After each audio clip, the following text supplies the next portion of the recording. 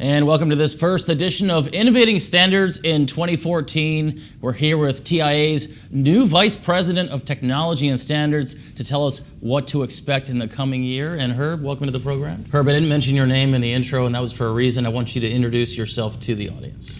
Thanks. Herb Congdon, the Vice President of Technology and Standards. As you know, our long-term Vice President, Cheryl Blum, retired back in October, end of October, as Vice President after a long and storied career. And as she transitioned out, that allowed me to transition up from the Associate VP position.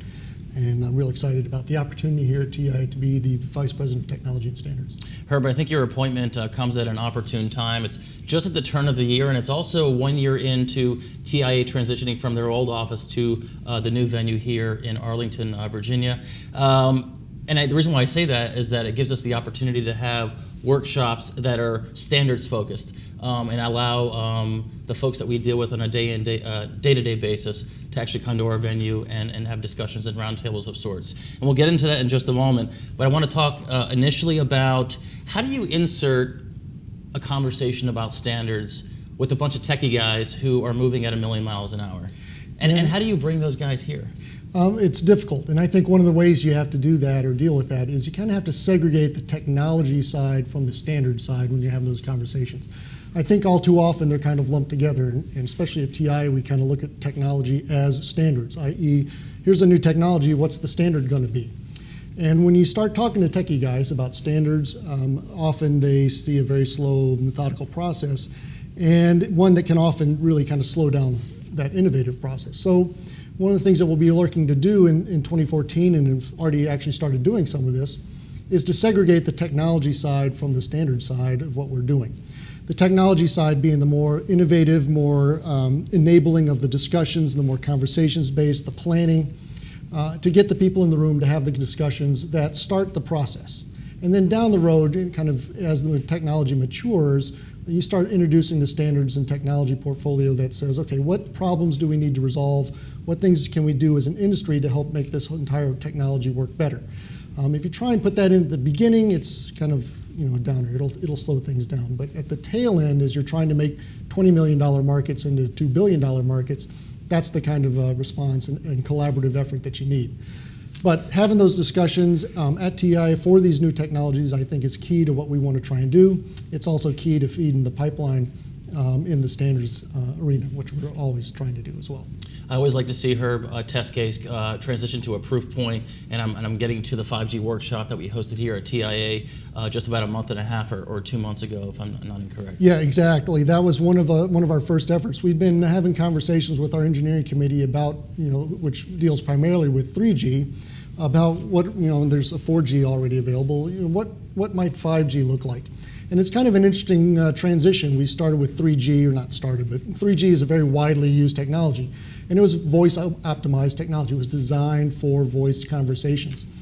As the smartphones started developing, as we started to see more data go over the network as opposed to voice, quite frankly, the voice networks are not as optimized for data. So that's why we saw the 4G technology kind of develop. Well, based on some of the discussions that we've been having and based on some of the participation that we had in our 5G workshop, it looks like the 5G network may not be higher speed, may not be newer technology. It may be optimizing the costs of almost a combined 3G and 4G network. 4G will continue to grow and evolve a little bit, but at some point that may even tap out. But it sounds like from some of the discussions, not just on the provider or the equipment provider side, but also on the carrier side, maybe there needs to be an effort to make this as cost effective as possible. And coming up with new ways to do that is going to be a whole other generation of technology, but it's a little different focus. But having that conversation evolve from a standards development group into a workshop where we can start fleshing out what 5G might look like down the road, I think is an important role that TI plays in the industry. That's the kind of discussions that we want to foster as part of the technology program here. Now, another one of these discussions that you're working on, and it's just around the corner, is a fuel cell focus group. What's the activity around that? Well, that's another good example of a technology that we can have the discussions around. Not something that came out of an engineering committee, but actually came out of some member companies that came to us and said, hey, look, we've got technology, we're interested in trying to get it engaged in the telecommunications sector. It involves fuel cells. It talks about how they can use fuel cells for long-term outages. We remember situations like Sandy, where power goes down, and there are backup generators that are normally deployed, but when they run out of diesel, getting diesel fuel back to those generators can be problematic in a situation like that. So this is a technology that could provide a solution for that. It hasn't really been used widely in the telecommunications space, but provides a very good solution in certain cases. So having those conversations at TI where we can get our vendors and members involved, the carriers involved, the government agencies involved, helps a technology like this address things like public perceptions. It helps address things like legislative need for these longer-term survivable options. And having those conversations at TIA, which then ultimately can result in documents, whether they're education-based like white papers, or whether they're full standards, because as we want to try and make this a usable technology, widely dispersible that can be used anywhere, standards will play an important part of that. So having the conversations about the technologies here to start with, and then evolving that into some areas where there'll be some documentation needed, that's, again, a good example of what TI can bring to the party. Clearly, 5G, a very timely topic. Of course, CES is going on this week. And the connected car is something that's a big push at that event, as will be at events following CES as well. What are we doing here at TIA to facilitate that discussion? We're actually working on the Car 2.0 connected car workshop that we'll be having here. Again, similar kind of idea. It's bringing a lot of folks together. And there's always a challenge with an association like us to find that kind of subset that where everything overlaps. Carriers will have some role to play here. Auto manufacturers will have some role to play here. The equipment vendors will have some role to play here. Government will definitely have a role to play here. So finding that little overlap in the area where TI can provide the most value to our members and to our industry is really kind of key to the exercise. And in order to find that overlap, you have to bring all those folks into the discussion. And so that's part of what we're going to try and accomplish with the Connected Car Workshop. Get those folks in, let them talk about things. When we start talking about the connected car, it's really kind of at two levels. There's the connected car as its own entity. In other words, connecting all the devices in the car. And nowadays we have entertainment systems in cars as well as a whole bunch of diagnostics that are going on in cars. So how do you connect all of those things? That's even leading into discussions about what should the network inside the car look like. And so it may be a whole nother variation of structured cabling. Instead of structured cabling in an office, it's structured cabling in a vehicle. And what's the right cable to do that when you're trying to fuel optimize your car so to get the best mileage out of it? You don't want heavy cables in there. But the other level is if you start talking about semi-autonomous or autonomous cars that can drive without a driver, how does that car then connect into the rest of the infrastructure and the rest of the network? It's not going to be just a mechanism of connecting to a GPS satellite.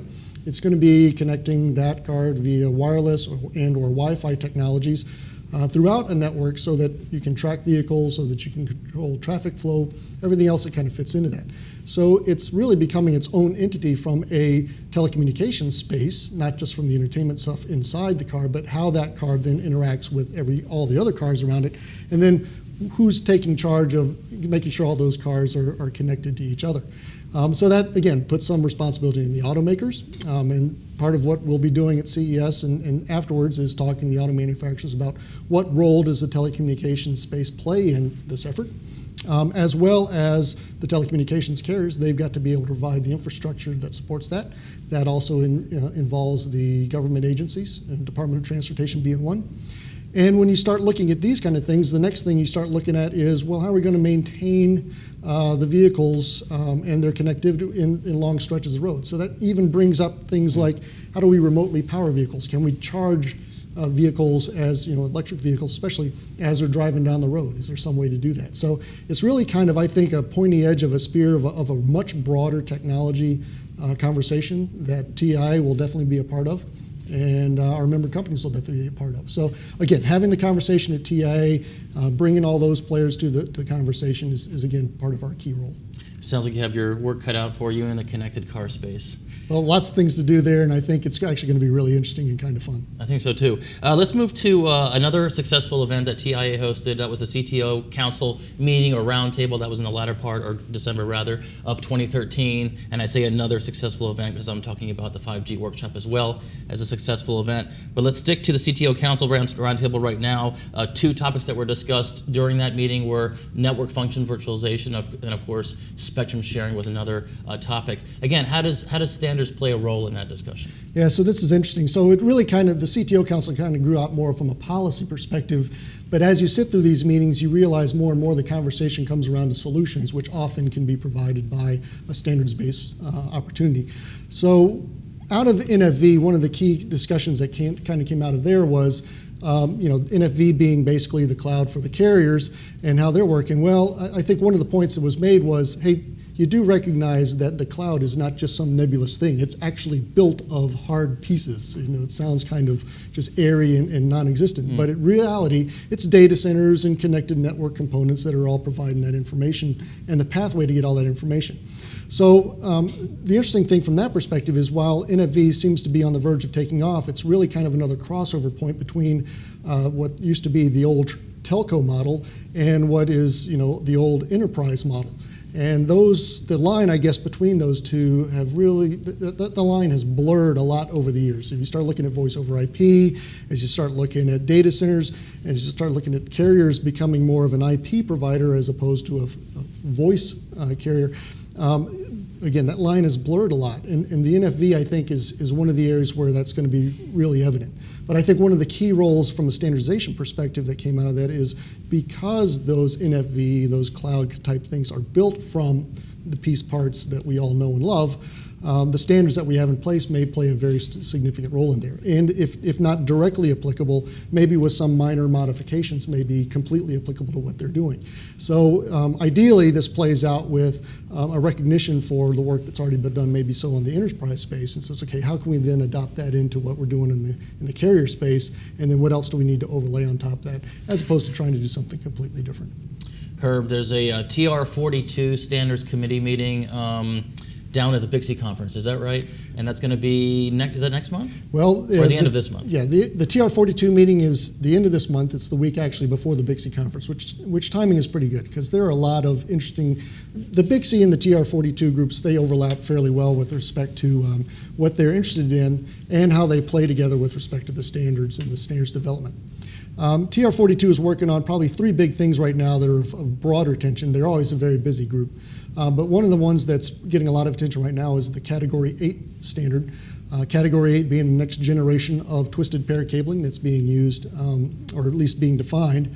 And the intention behind this cabling is primarily, at least this point, is being focused in the data center marketplace. So it's another area where we look at NFV and data centers and all kind of coming together in the TIA space.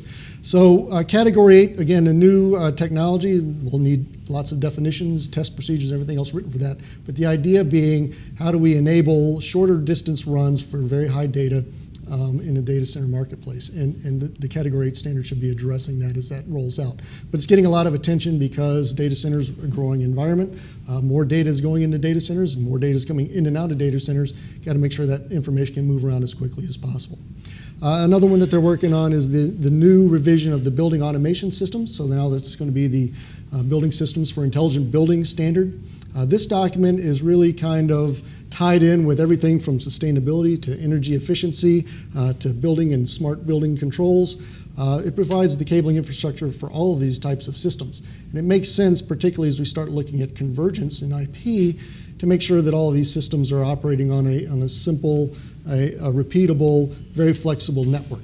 And those networks we can define in our standards. And this document has been around for quite a few years, even kind of ahead of its time. But now that instead of building automation systems that's being more associated with intelligent buildings or highly efficient buildings or smart buildings, they're changing the title to reflect that and incorporating some things that they hadn't put in there previously, like security systems and even energy monitoring systems. So that's another interesting thing that's going to be, I think, very interesting coming out of the TR42 meeting, see how that does. And finally, they're still bringing in the sustainability for ICT standards in there as well. So hopefully, with a little bit of luck, we might see that the publication of that standard from the first part. That document, again, is addressing not just a cabling perspective, but sustainability from an IC perspective in general. How does ICT and the technologies that we deploy improve the sustainability, improve the efficiency of the buildings so that we can all operate more efficiently? It's something that the lead systems just really haven't addressed. Herb, we talked about a couple of events that we've already had, and I guess we possibly foreshadowed some events coming up. We also talked about some of the standards committee meetings and what to expect as far as that goes. I know that you have a lot of work to do, as always, in 2014, and I know 2013 was successful for you. So. It was indeed. We have a lot of great volunteers, a lot of great member companies that invest in these programs, and that's really what makes it successful. We're in the back behind the curtain making sure the wheels run, but they're the ones that are actually doing the hard work. We really appreciate all the work they do. This is hopefully a good look of maybe what we can expect in the first quarter, Abe. I'd be foolish if I could say that I know what the rest of 2014 is going to bring to us, but I know there will be lots of interesting things. And I think with this new focus on the technologies being our discussion place and TI being the host for those discussions, I think that's going to bring a lot of more interesting subjects for us to talk about as well. And just to correct myself, earlier I said the TR42 meeting was at the Bixie Conference. In fact, it's on January 25th, which is a few days prior. Yep. Where is that located? That's going to be in Fort Myers, Florida, so it's not too far away from Bixie. In fact, I'll be going there for the tail end of those meetings and then to the Bixie ones by car. So they're close. We see actually some good cross-pollination between TR42 participants and what goes on the Bixie side of things as well. So that's actually worked out pretty conveniently this year. Herb, thanks so much. Great, Abe. Thanks for the time.